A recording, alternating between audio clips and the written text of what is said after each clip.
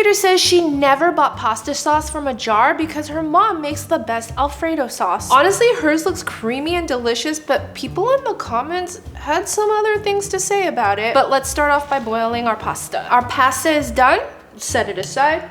Honestly, most of the people in the comments were so pressed about the way she said pasta. So is it pasta or pasta? Either way, now we're gonna get to the sauce. Let's start with our butter. I'm gonna melt it down and then we're gonna add some garlic. Then she adds in 1 SP of oregano and basil. People are wondering what that meant in the comments, and I think it's 1 teaspoon. Then she adds in some flour to thicken up the sauce. And this is where it gets interesting because to finish off her sauce, she adds milk. But somebody said, I made this with 2 cups of milk and it was way too much. It's no longer sauce, it's a soup. Somebody else said, you must have made it wrong because it turned out perfect. Somebody else chimed in, no, I tried it and it was just enough. So I'm gonna do it with 2 cups and let's see if it's soup or sauce. I'm not gonna lie, it's looking a little bit more soupy, but the flour should thicken it up a little bit. Okay, the sauce is thickening up a little bit, but it's still on the watery side to me. We'll give it 1 more minute and hopefully it'll thicken up enough so that we can add in our Parmesan cheese and mozzarella. I'm not an expert sauce maker, but what I do know about making a sauce like this is that it should coat the back of a spoon and you should be able to draw a line in it without having it spill. Doesn't really spill, but it also doesn't look thick enough, so I'm a little bit nervous about this. I want it to work. It's still pretty runny.